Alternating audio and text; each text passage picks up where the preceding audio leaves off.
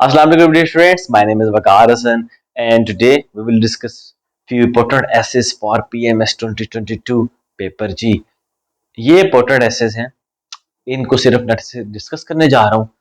इनकी डायमेंशंस भी आपको समझाऊंगा कि आप किन डायमेंशंस में इनको तैयार करके जाएं, क्योंकि नाम के साथ डायमेंशन बताना मेरे ख्याल से आप लोगों के लिए एक ज़्यादा इजी हो जाएगा तैयार करना टॉपिक को।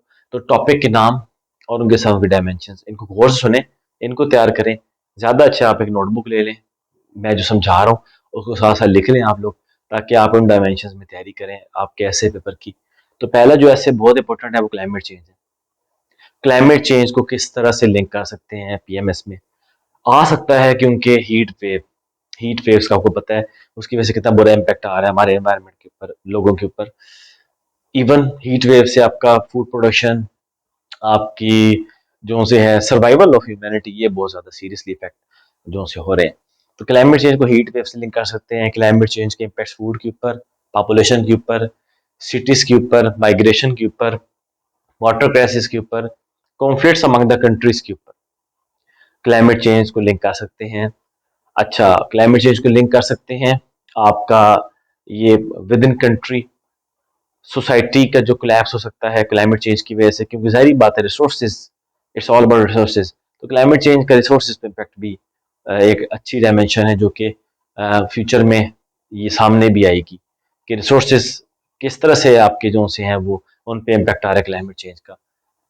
सर्वाइवल ऑफ ह्यूमैनिटी उन रिसोर्सेज डिपेंड करती है। तो क्लाइमेट चेंज का रिसोर्सेज से लिंक, क्लाइमेट चेंज का कॉन्फ्लिक्ट रीजनल भी इंटरनेशनल भी, क्लाइमेट चेंज के आप मेजर्स किस तरह से आप उसको कंटेन कर सकते हैं, क्लाइमेट चेंज के कॉजेज, और क्लाइमेट चेंज जो है वो पाकिस्तान को किस हद तक इफेक्ट कर सकता है, पाकिस्तान के कंटेक्स्ट में ज़्यादा इम्पोर्टेंट है। तो ये क्लाइमेट चेंज की डायमेंशन जो सी हैं ये आपने तैयार करनी है। क्लाइमेट चेंज का फूड चेंज के ऊपर जो आपका है, फूड चेंज हमारी दुनिया में क्लाइमेट चेंज की वजह से इम्पैक्ट होगा फूड के ऊपर, फूड सप्लाई चेन इफेक्ट हो जाएगी।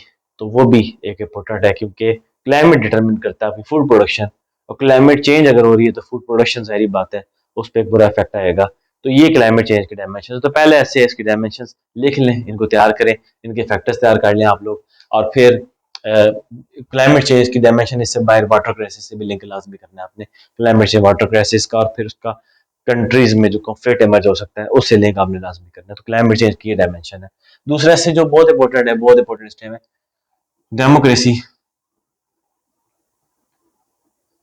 डेमोक्रेसी का ऐसे जो सा है ये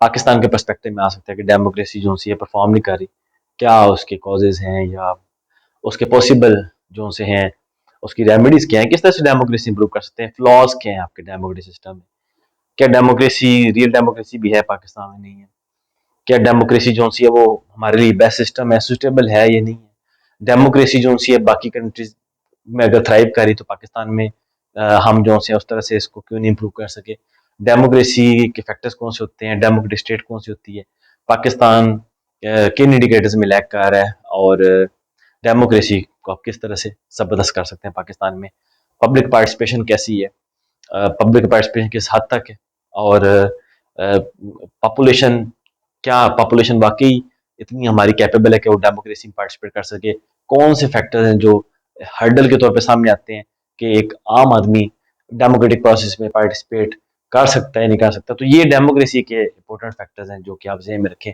और डेमोक्रेसी के अलावा कोई सिस्टम है तो वो कौन सा हो सकता है पाकिस्तान के लिए, क्या आप डेमोक्रेसी को चेंज करके आप कोई अथॉरिटेटिव रिजीम की तरफ जाएंगे, क्या वो सुटेबल है, बिल्कुल नहीं है, अथॉरिटेटिव रिजीम सुटेबल हो ही नहीं सकती। तो डेमोक्रेसी ही हमारे पास अगर सोल्यूशन है तो इसकी कौन सी फॉर्म आप जो सजेस्ट कर सकते हैं पाकिस्तान के लिए जो करंट चल रही है, आप शिफ्ट करेंगे पार्लियामेंट्री सिस्टम से किसी और, ये सारे सवाल आप जहन में रख के जाएं कि डेमोक्रेसी की आपकी डायमेंशन आ सकती है।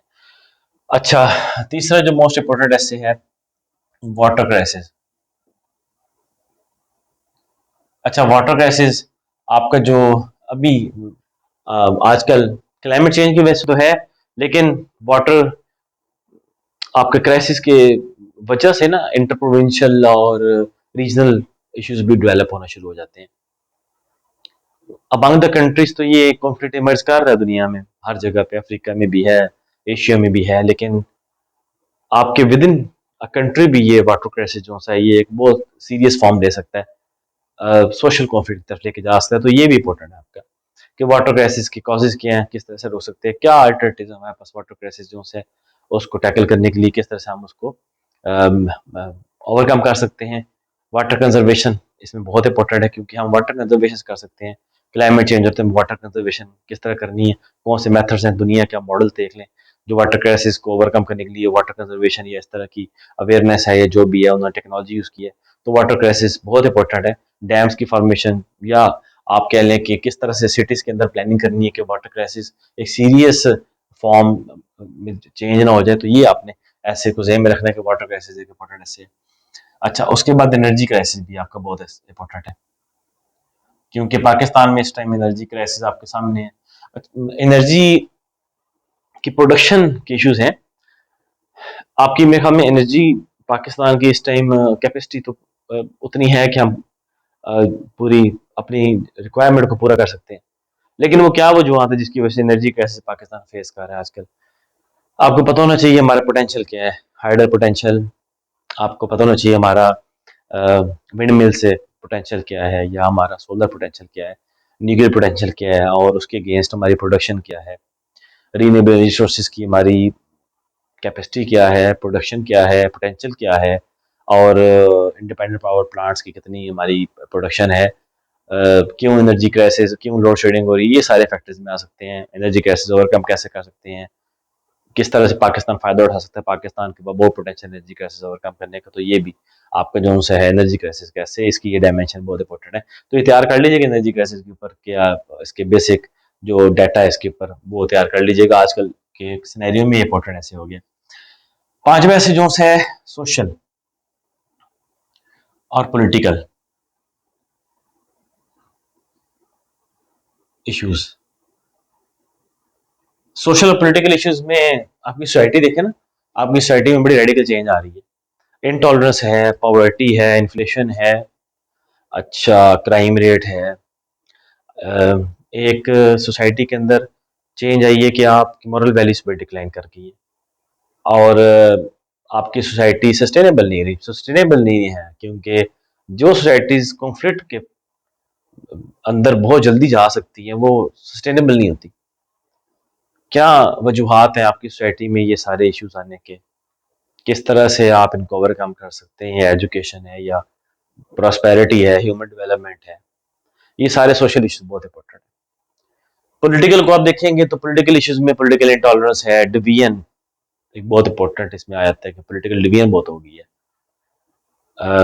Hatred, spread of hatred political बहुत ज़्यादा होता जा रहा है।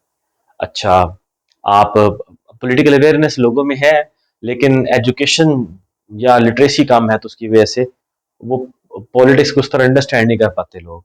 ये भी बड़ा सीरियस है, हमारी कैपेसिटी लोगों की नहीं है कि पॉलिटिक्स को अंडरस्टैंड कर सकें। इसकी वजह से भी पॉलिटिकल क्राइसिस इमर्ज करता है किसी भी कंट्री में। तो पॉलिटिकल इश्यूज आपके ये इंपॉर्टेंट, सोशल इश्यूज ये तैयार कर लीजिएगा, क्योंकि सोशल पॉलिटिकल आजकल के सिनेरियो में बहुत इंपॉर्टेंट है। पाकिस्तान की करंट सोसाइटी के ट्रेंड्स को हम देखें तो उसमें ये बहुत इंपॉर्टेंट है। फिर हमारी सोसाइटी की कैपेसिटी किसी क्राइसिस को डील करने की, जिस तरह कोरोना आया वो भी नहीं है, तो गवर्नमेंट ने उसको मैनेज किया। लेकिन सोशल कैपेसिटी की मैं बात कर रहा हूँ। सोशल कैपेसिटी का मतलब है कि लोग कितने आपके एडवांस हैं इस मामले में कि कोई क्राइसिस आता है तो उस टाइम क्या हमने क्राइसिस को आपने एक तबाही में, तबाही की तरफ लेके जाना है क्राइसिस को, या आपने क्राइसिस को टैकल करना है विजडम से। तो वो जो विजडम का एलिमेंट हमारी सोसाइटी में वो इतना नहीं है, एजुकेशन नहीं है, लिटरेसी है।